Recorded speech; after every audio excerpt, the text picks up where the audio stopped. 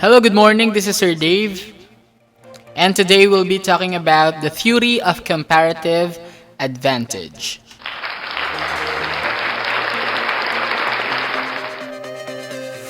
Madali lang tong topic na to, okay? Pag-aaralan nyo to sa AP class and your economics class. Pero kasi maraming mga estudyante rin ang nahirapan dito at nadadapa dito. So the reason why I am here is because I'm gonna give you the tips and tricks on how can you be able to easily understand this topic in your economics class. The key here is to master the concept and to apply and practice the things that you will learn today.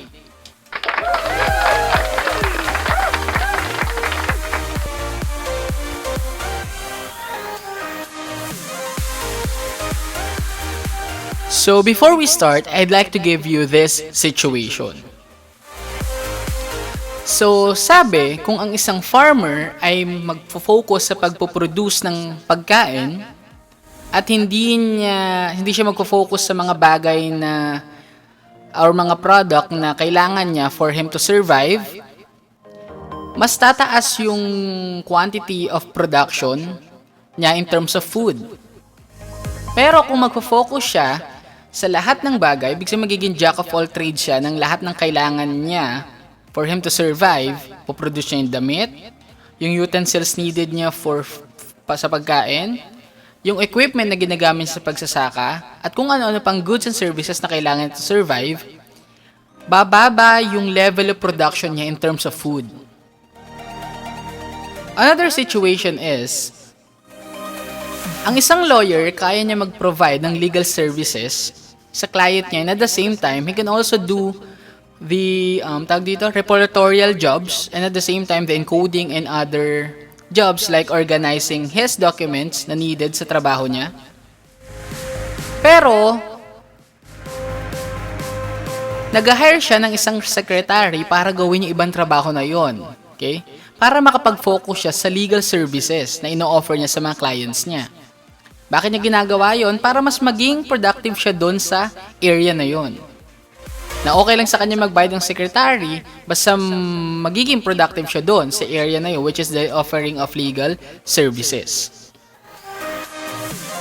And do you ever wonder bakit tayo nagte-thank you kapag bumili tayo sa isang seller na isang produkto? Pagkabigay natin ng pera, pagkakuha natin ng produkto, magte-thank you tayo. At ganun din si seller, no? Pagkakuha ng pera from us, pagkabigay ng produkto, magte-thank you din sila. Bakit kaya sila nagte-thank you? Or bakit tayo nagte-thank you? Hindi dahil sobra lang natin talagang galang. It is because, nagte-thank you tayo because we get a particular benefit from the trade that we have done. Okay? So what do I mean? So sabi ni Milton Friedman, the most important single central fact about a free market is that no exchange takes place unless both parties benefit. Meaning, dun sa exchange na nangyari, na ginawa natin with the seller, binigay natin yung product kasi we feel that mas mahalaga or worth it yung binili natin produkto para sa kanya. And ganun din si seller. Nakabenta ako and then I benefit from the transaction.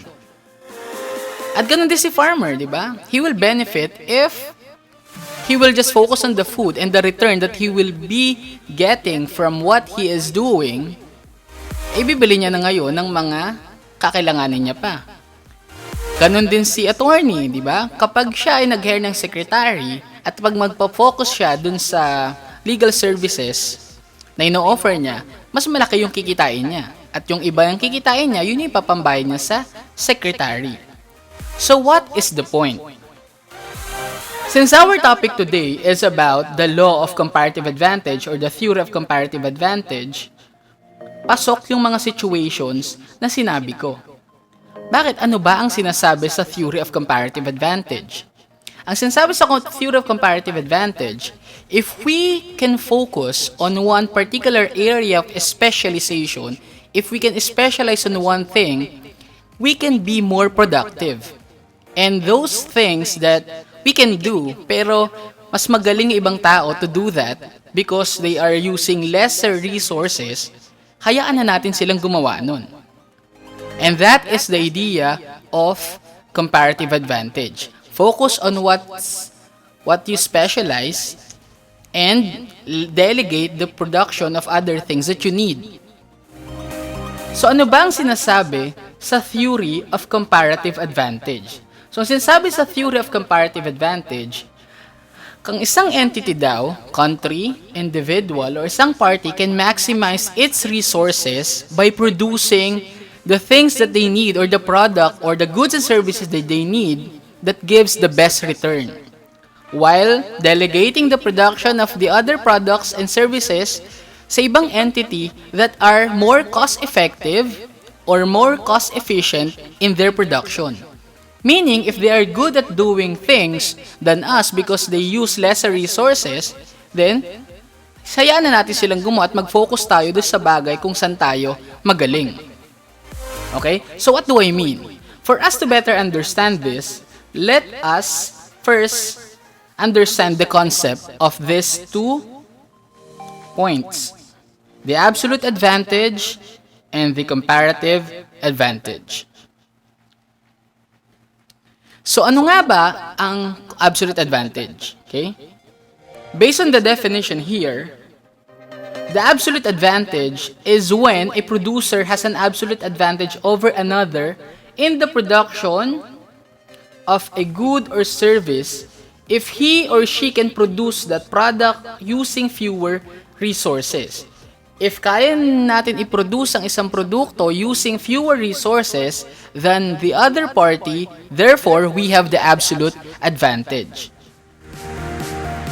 Pero, hindi yan limited dito, okay?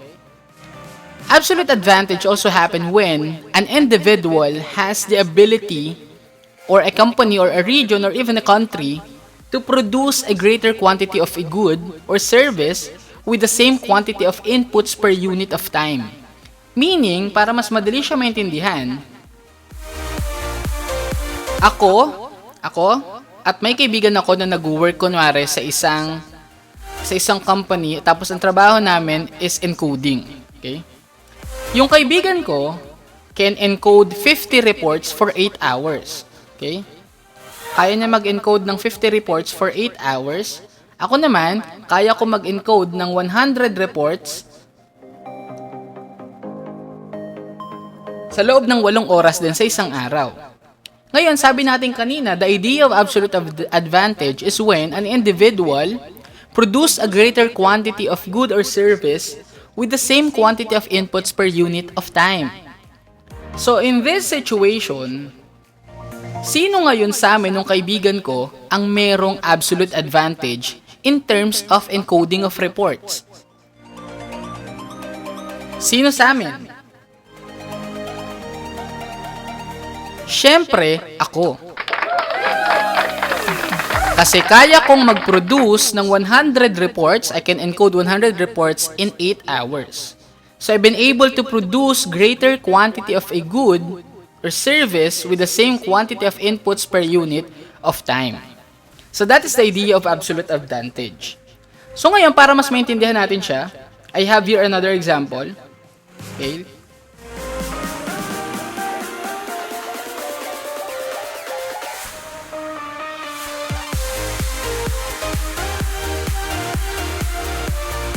Ayan. So, let's take this example. First table, ang nakalagay dyan, we have farmer 1 and farmer 2. Wherein, si farmer 1 can either produce meat or potatoes. Ganon din si farmer 2. He can produce meat or potatoes. Kung si farmer 1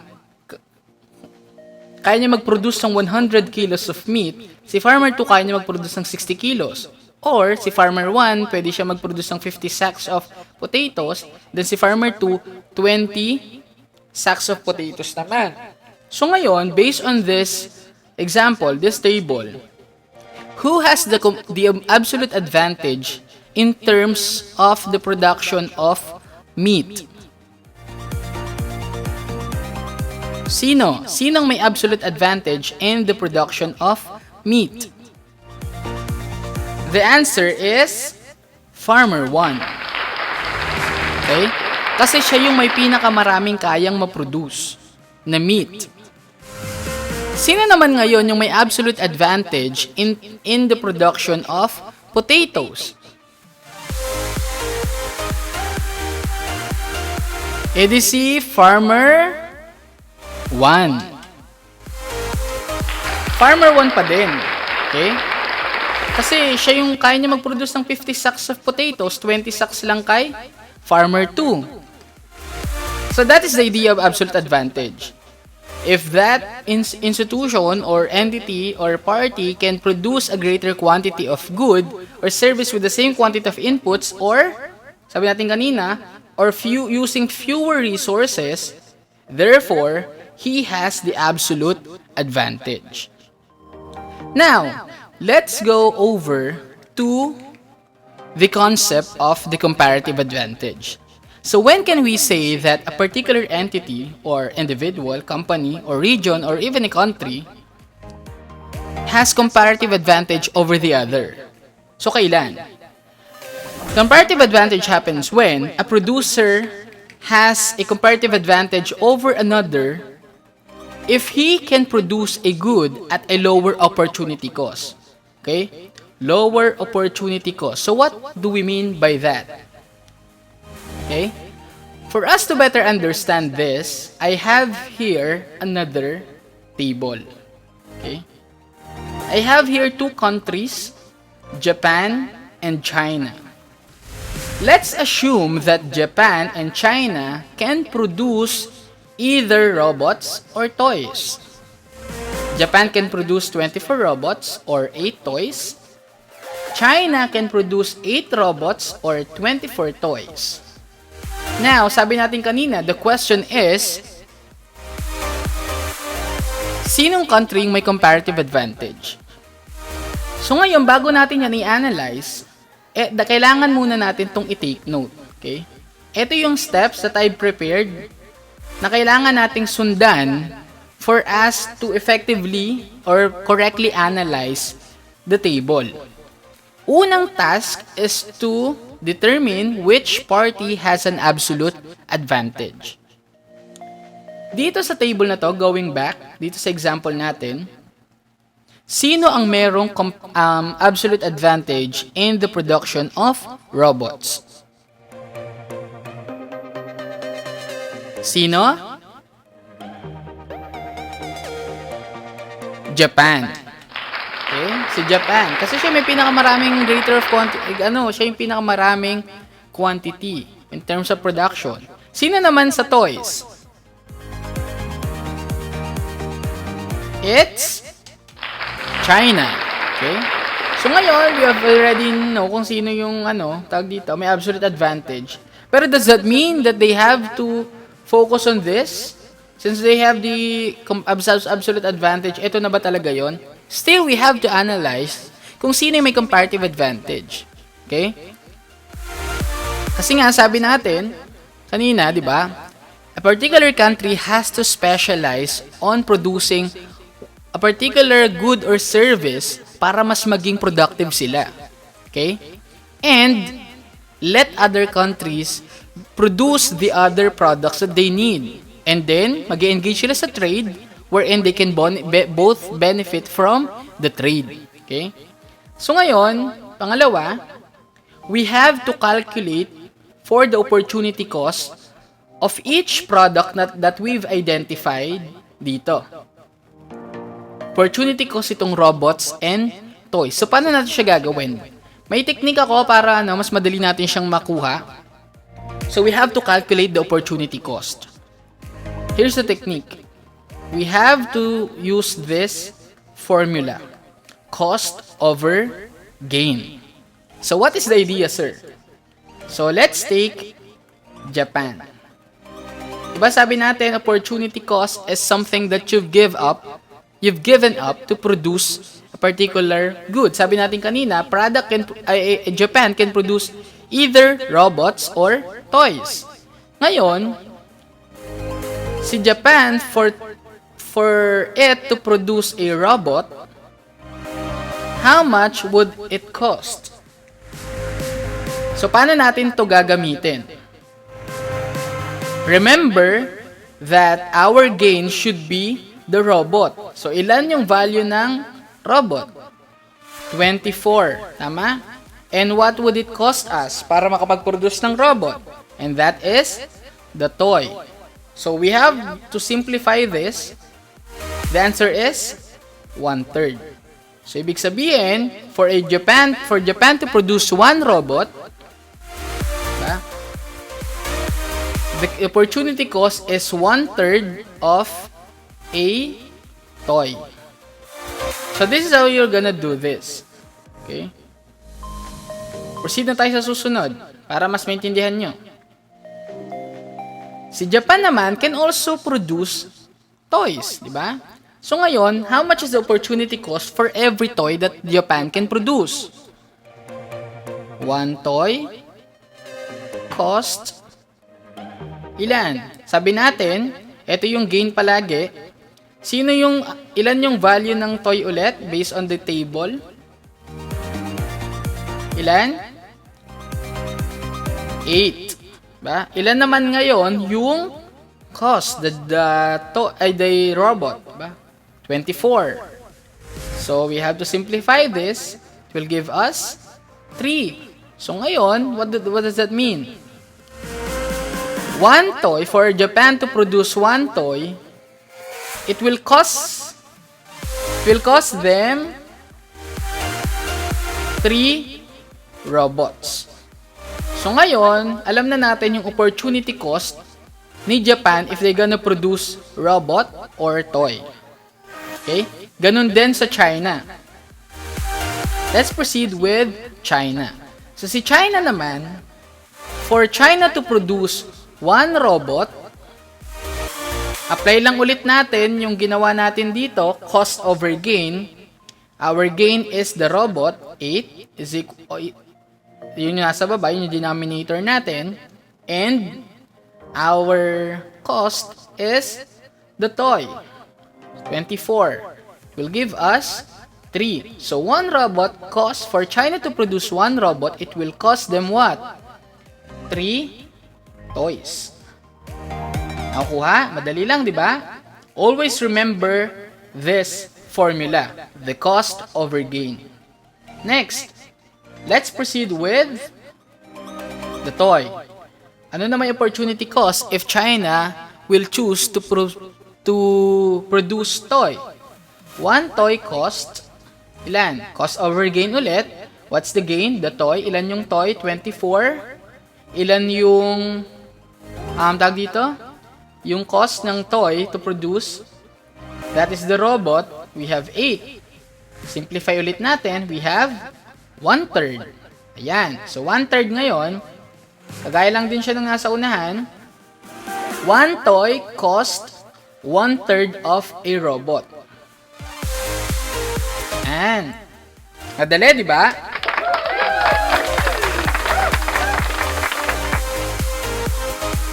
So, ngayon, hindi yan dyan natatapos. Okay?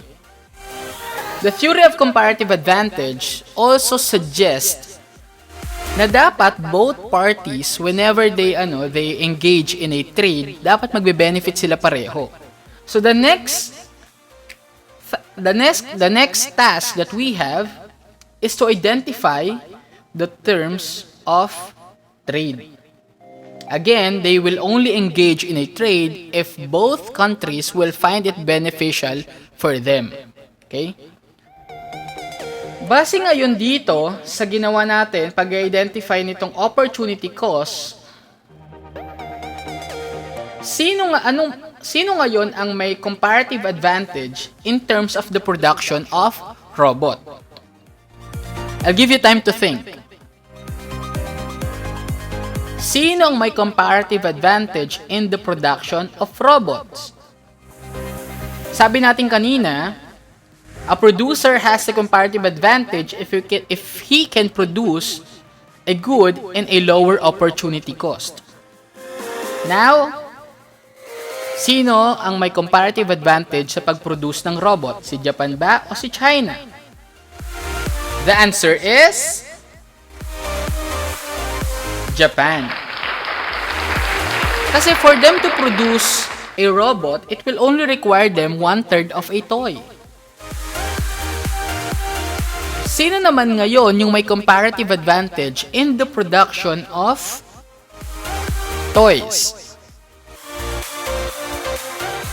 Again, sabi natin, siya yung may comparative advantage kung fewer yung opportunity cost kapag magpuproduce siya ng isang good. So the answer is China. Kasi for China to produce one toy, it will only cost them 1/3 of a robot. Ayun. So ngayon, alam na natin kung sino yung may absolute advantage. Kilala na rin natin kung sino yung may comparative advantage. Now is the time for us to identify the terms of trade wherein both countries will benefit from it. So ngayon, what is the terms of the trade? Ang technique dito is to get kung ano yung allowable, yung maximum na allowable. Allowable opportunity cost. At yun yung 3. 3 kasi dito, mas madali, pareho sila, 3. So kailangan, the idea is, hindi dapat lalagpas ng 3 at hindi rin saktong 3. Bakit? Kung ang kapalit ng isang robot ng Japan ay 3 toys from China, hindi makikipag-deal si China. Kasi kaya din nila mag-produce ng robot. Tapos ang opportunity cost ay 3 toys, diba? Sayang lang, waste of time lang yun. Kapag naman greater than 4 toys, lugi si China. Hindi na lang, kami na lang magpuproduce ng sarili naming robot kasi 3 toys lang yung opportunity cost nun. So it has to be, less than 3. Less than 3 toys and less than 3 robots. Ganun dapat yung exchange. Ngayon, yung isa naman, ito yung minimum, diba? Yung 1/3. So, it has to be greater than 1/3. Kasi kung less than 1/3, hindi rin makikipag-trade kahit sino sa kanila. So, ngayon, para mas madali sa maintindihan, i-apply na natin siya. So, ano ngayon yung nasa pagitan, ano ngayon yung mga values na greater than 1/3 but less than 3? So, we have 2/3. We have 1. And we have 2. So, ito yung mga possible values na pwede nating gamitin dito sa terms of trade. So, si Japan at China para pumayag sa isang trade, ang isang robot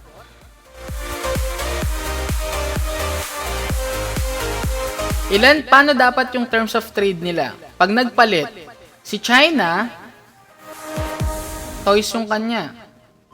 Si Japan, robot.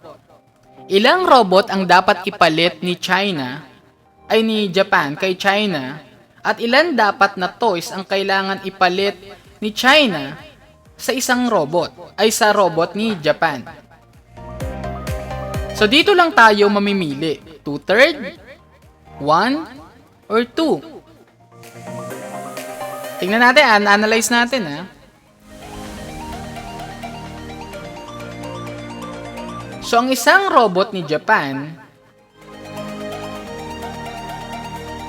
pag pinalitan ni China ng 2 toys, okay lang ba kay Japan? Okay lang? Ang nagsabi ng okay lang, pwede. Bakit?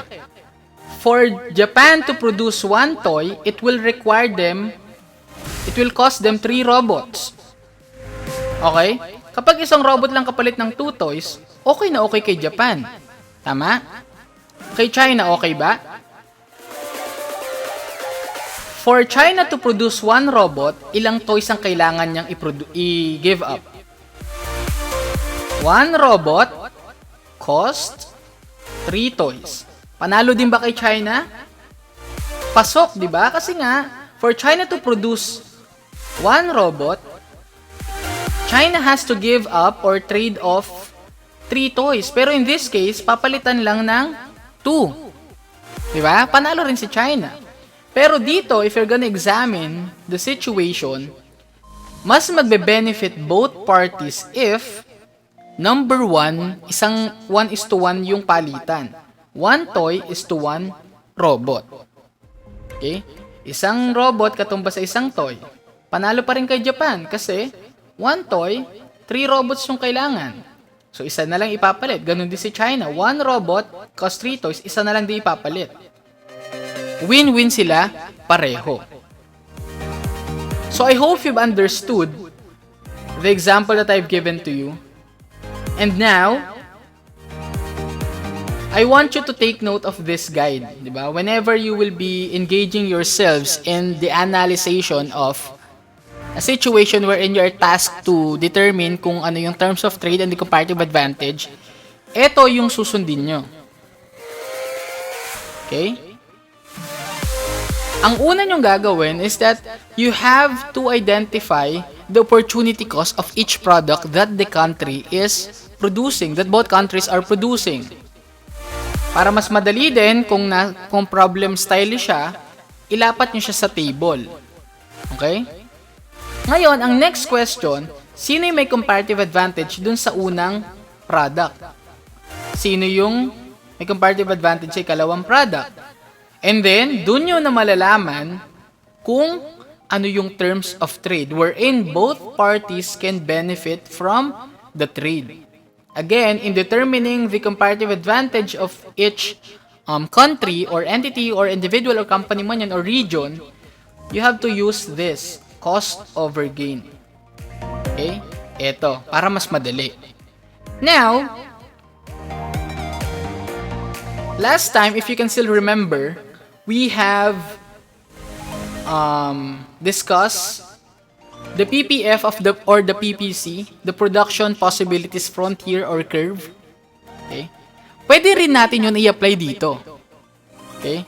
If the given is the PPF, kaya nyo rin i-apply doon yung theory of comparative advantage. So, para mas madali, I have here an example. Si Sir Jimmy at ako, si Sir Dave. Okay? Ako can produce 30 tacos a day or 20 burritos. Ayan. Si Sir Jimmy naman, kaya niya rin mag-produce ng 20 tacos a day or 10 burritos. Ayan. So, kaya namin yan i-produce. Mamimili lang kami. Ngayon, this table shows our limits of production. Di ba tama? Ilalapat natin siya ngayon sa PPF or PPC. Ito siya, para mas madali nyo siyang ma-visualize. Ayan. So, on our x-axis, we have the tacos. Ito yon, the x-axis. On our y-axis, we have the burritos. Ayan, masarap yan, burritos. Ngayon, ilalapat na natin. Sabi natin kanina, let's plot first my PPC or PPF. Gamit tayong ruler para pantay. Sabi natin, I can produce 30 tacos. Diba? I can produce 30 tacos. Ayan. So, 30 tacos. Tapos, kaya ko mag-produce ng 20 na burritos. Ayan, guhitan natin para makita ko natin yung PPF ko.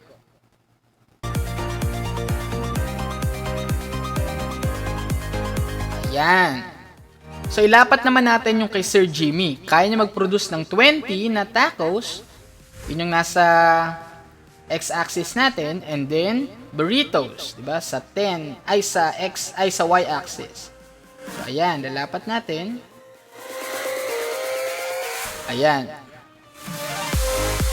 So, eto ngayon yung PPF naming dalawa. Okay? Ngayon, if the example is, or the illustration ay isang PPF, kayang-kaya nyo yan i-derive into this table. Kunin nyo yung dalawang limits, ibig sabihin nyo yung maximum number of potential production nila for each product, and then identify nyo kung sino may absolute advantage, and then compute for the comparative advantage. Once you've been able to compute for the comparative advantage, you can now arrive to the or come up with the beneficial terms of trade. Ayun. Again, why do we have to trade? Diba? Kasi nga, we have to specialize on doing a particular product where we are good at. Diba? We're gonna produce a product that will give us the best return. And at the same time, we can be able to do this by delegating production of all other products and services to other entities who are more cost-effective or cost-efficient in their production. And then, kapag okay na yon, nalaman natin na they can produce a particular good at a lower opportunity cost than us, then we can engage into a beneficial terms of trade.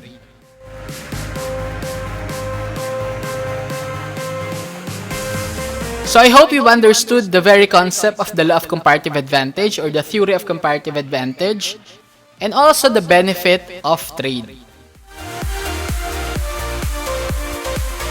So again, this is Sir Dave, and I hope you've learned something today. See you again on my next lecture.